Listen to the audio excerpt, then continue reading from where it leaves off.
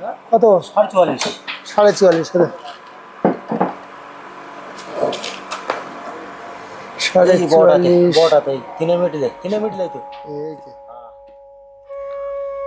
মানুষের সবচেয়ে স্বাধীন সত্তা তার চিন্তন মনন। সেই চিন্তন মননের উপর নির্ভর করেই এই পৃথিবী জুড়ে গড়ে উঠেছে একাধিক আশ্চর্য সৃষ্টি, কখনো শহর, কখনো নগর, কখনো সভ্যতা।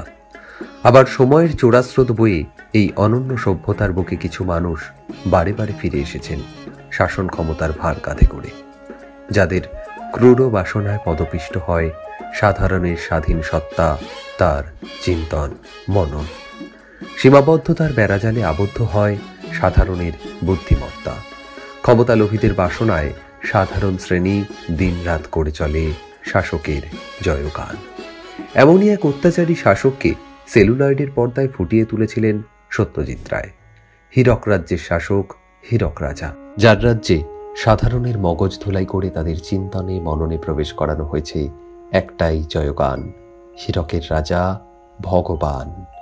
এমনই এক অনাচারীর হাত থেকে মুক্ত হতে অত্যাচারী রাজার কোমরে দড়ি পরিয়েছেন সেখানেরই সাধারণ জনগণ। প্রতিবাদের সুরে বেজে উঠেছে দড়ি ধরে মারো টান, রাজা হবে খান খান। এবার 18তম বর্ষে শীতলা মৈত্রী সংঘের শারদ উৎসবে ফুটে উঠবে এমনই সব ছবি, যেখানে দেবী দুর্গার আরাধনার মধ্যে দিয়ে অসময়ের বিনাশ আহ্বান করা হয়। তবে অত্যাচারী অপশাসকের বিনাশ এখানে অস্ত্রে নয়, শিক্ষায়।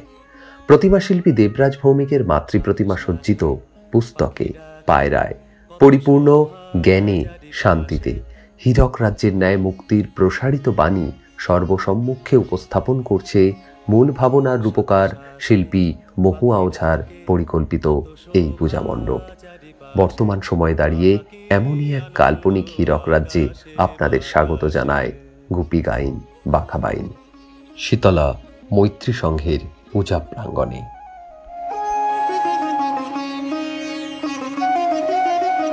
আজকে মোদের বড়ই সুখের দিন,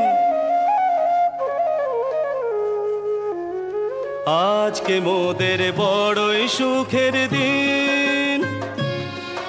আজ ঘরের বাঁধন ছেড়ে মোরা হয়েছি স্বাধীন, আজ ঘরের বাঁধন ছেড়ে মোরা হয়েছি স্বাধীন, আহা হয়েছি স্বাধীন।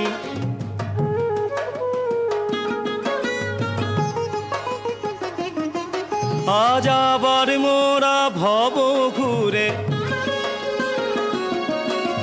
মুলুক ছেড়ে যাব দূরে,